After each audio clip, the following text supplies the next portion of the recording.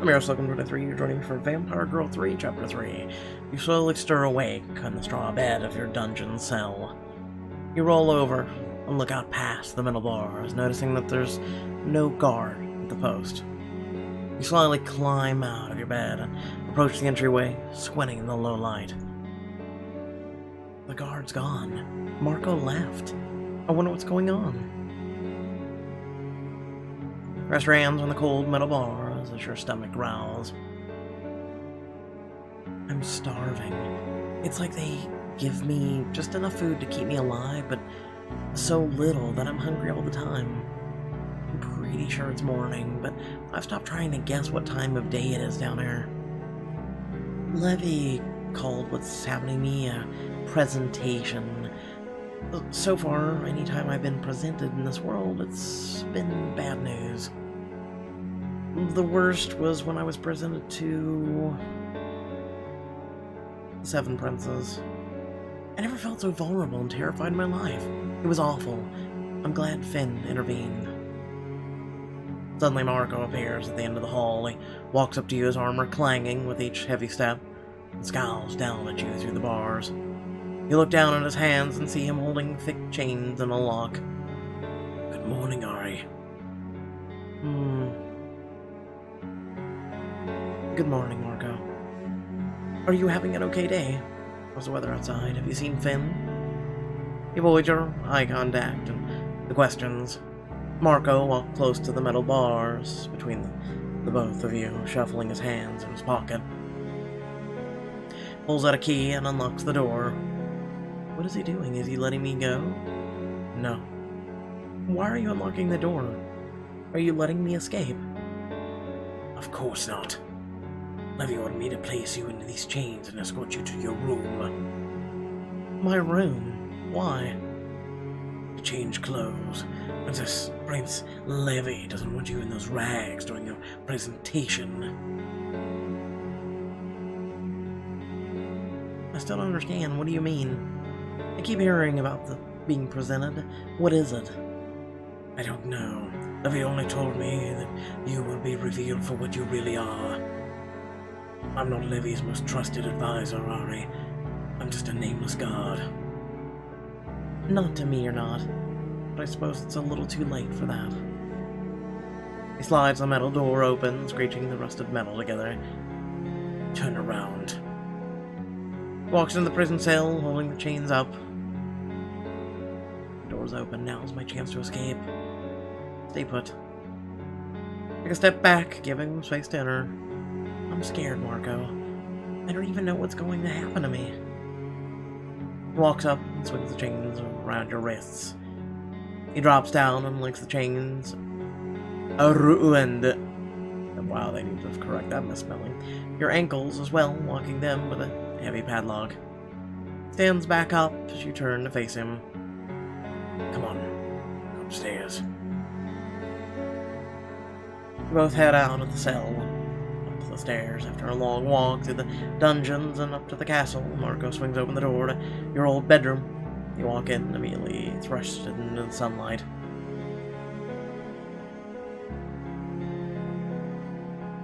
Squint your eyes, which are struggling to dilate after weeks of living underground. Your eyes finally adjust and you look around your old room, still standing how it was before. Memories of when you first arrived here flush through your mind, of your devoted servants, Clara and Lucien. Memories of Finn sleeping next to you in the warm, soft bed. Your eyes follow the stray seams of the beautiful silk sheets, begging to be caressed. Imagine exploring the cold landscapes of the sheets with your hands, your head hitting the soft pillow. God, what I would give to have a bath. Like a sharp voice snaps you out of your fantasy. Hey, no dilly-dallying. Hurry up and get changed. Levy is expecting you. Unlocks the chains, freeing your arms and legs. Walk over to your old wardrobe, pulling open the wooden drawer with the golden handle. In front of you are a handful of dresses and clothing. Some from this world, some from Earth. I have no idea where I'm headed, so I don't even know what I'm dressing for. Take your clothes out of the dresser and look over at Marco. He looks at you, then the clothes, putting two and two together. Oh, Please give me privacy. I know you hate me, but I've been through a lot. Please just let me change in peace. Marco shifts his weight, uncomfortable. He clears his throat. I've got 2 minutes. Move fast. Turns on his heels and steps into the bedroom, closing the door. Close your eyes and focus, using what little magic you can muster to return to your human form. It's much better. And now, draw off your dirty rags and quickly get dressed, counting down the seconds. Something regal, something versatile, something simple. I'm not gonna lie, I kinda like the regal. I finally feel like my whole self. Now all that's left is to return to Marco. Damn, my 2 minutes are up. It's time to go. You have one last goodbye to the bedroom you've missed so dearly, and then open the door. All changed. Obviously. He takes out the chains and reapplies them around your wrists and ankles. Really? It's not like I have anywhere to go, Marco. Just let me walk with dignity. I have his orders, but let's hurry, he's expecting us. Marco locks the chains and escorts you into the hallway.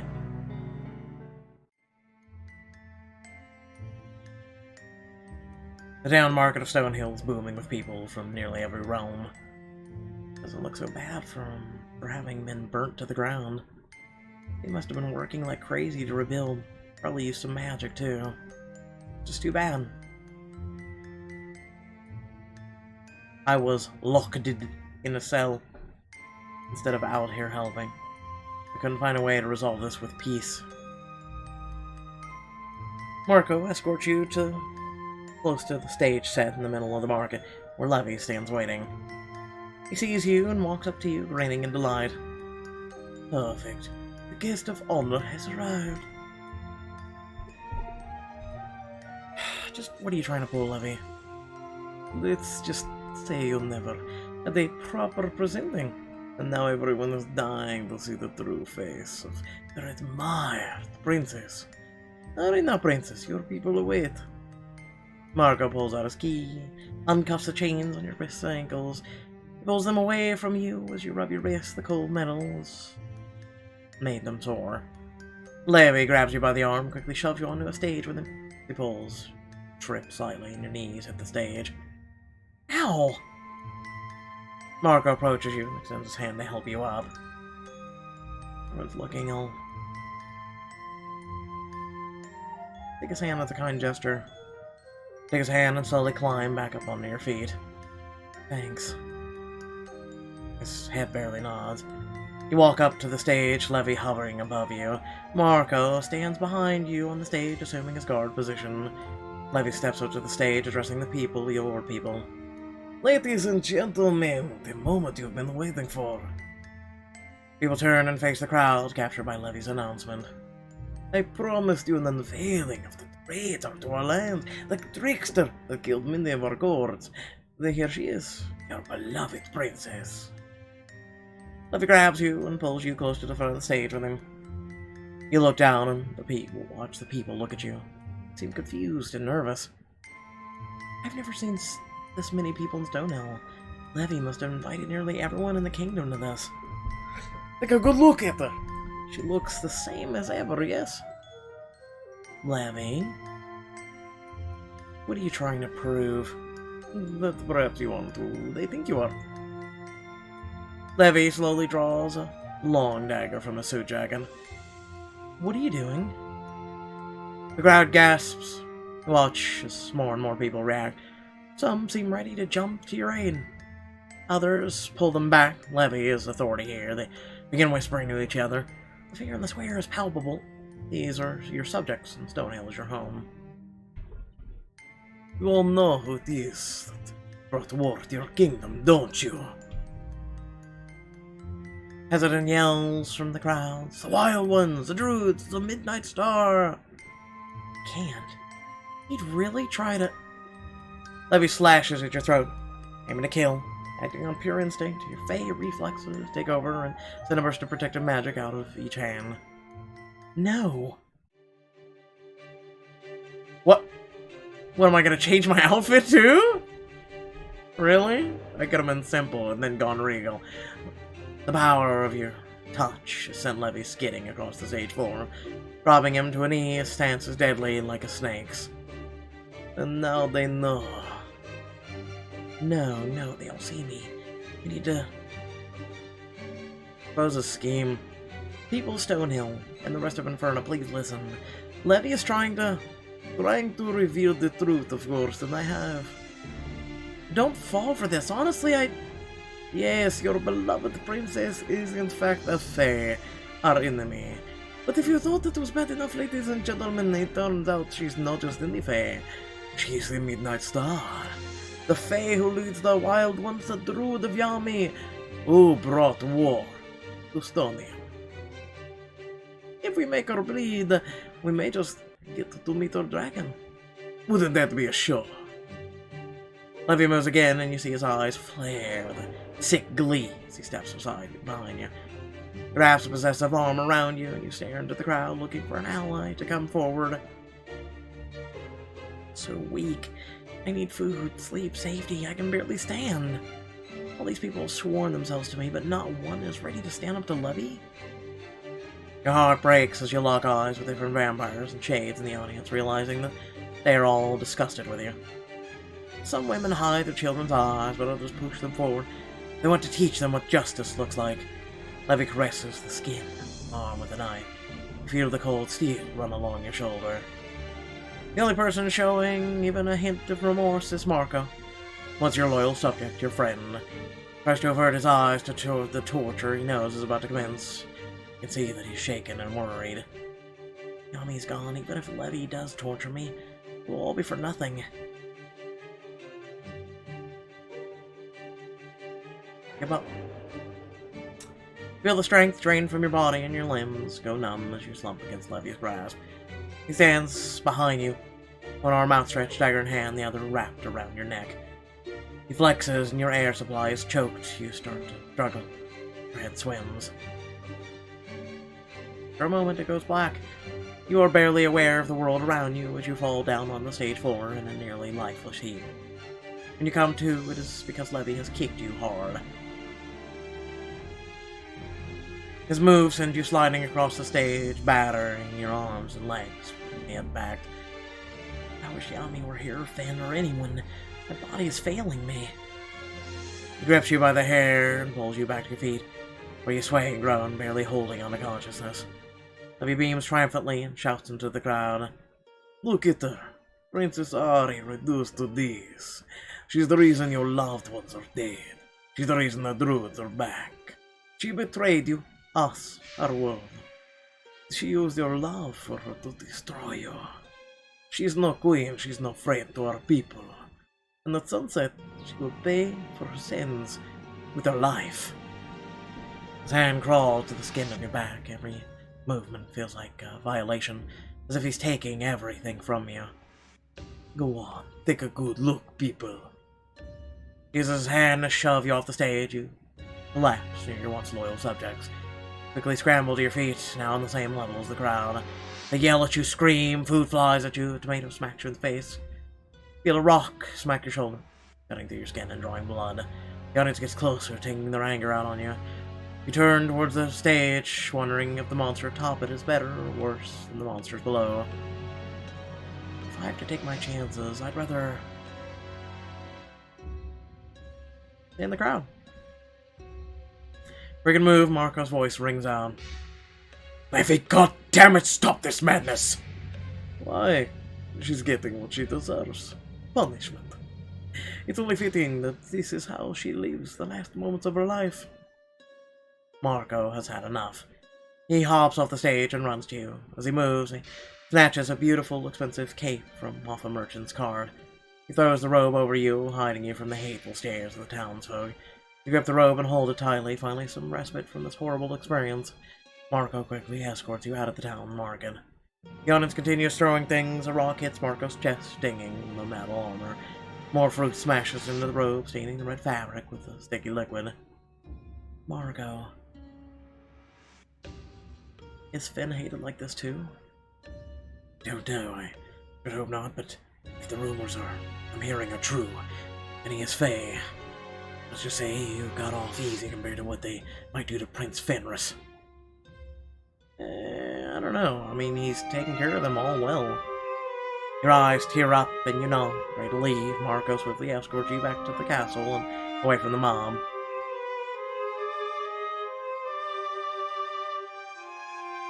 When you finally reach the dungeons, once more, you run into your cell and Marco closes the door. Never thought I would be happy to be in prison, but it's safer for me in here than it is out there. Clutch Marco's robe tightly around you, your whole body shaking with anxiety from the trauma. You're back, you're safe, but you don't know what to say or what to think.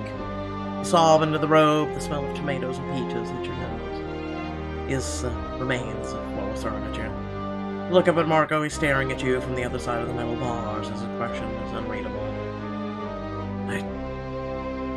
He struggles to find words, but it's cut off by the door down the hall, swinging open.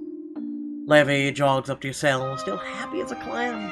He practically dances with glee and seems fit as a fiddle. We must admit that was everything I hoped and dreamed it would be.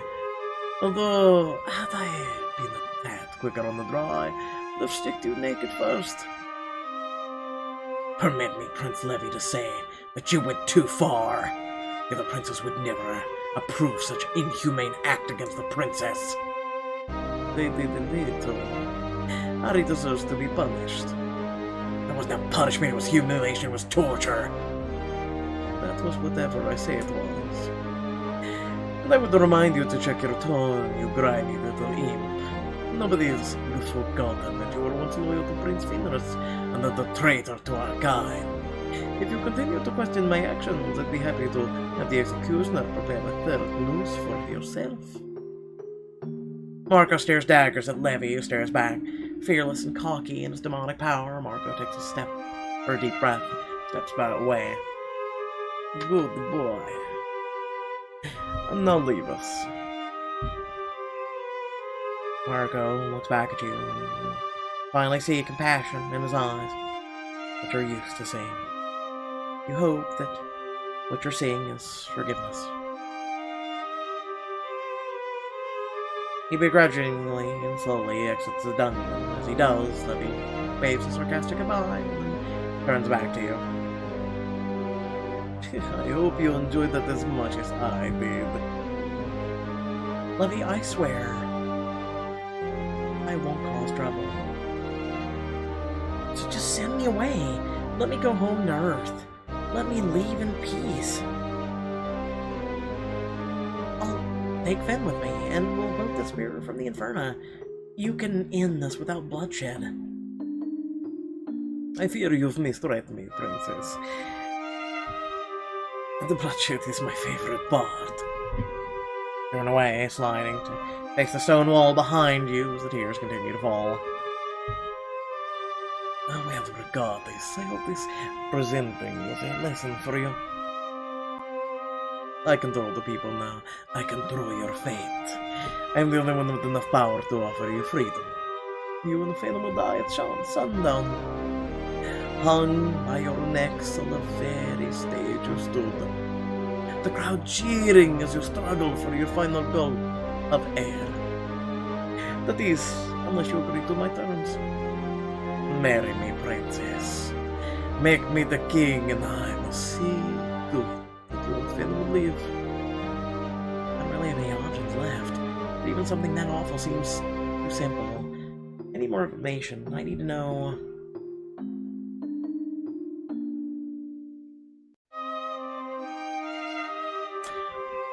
if Fen will be free, or just kept alive in a cage. You said you would let me and Fen live, but you haven't specified conditions.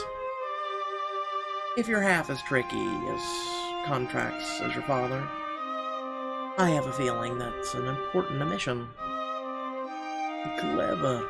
You're as much a pain in my ass as ever. Be sure to include some basic living quarters in the fine print, the house, plenty of food, hunting grounds, all the things Fenris needs. Levy takes out a flat, smooth rock from his pocket and tosses it into your cell. The pebble clatters against the stone floor, tumbling close to you. You look down at the stone, it has Levy's demon mark on it, painted in black. You have my mark, princess. Call me if you decide your wedding plans. Levy turns and leaves. He slams the door closed behind him, the cell and hallway filling with silence.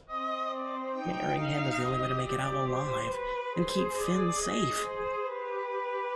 But I just don't know if I can do that. If I can sacrifice everything I believe in. What should I do? Very good questions. So, I hope y'all did enjoy the video. Please remember to like, share, and subscribe. And down the description below, links to social media, Discord, and if you'd like to support me and my content. And without further ado, I'll catch you all in the next video. Peace.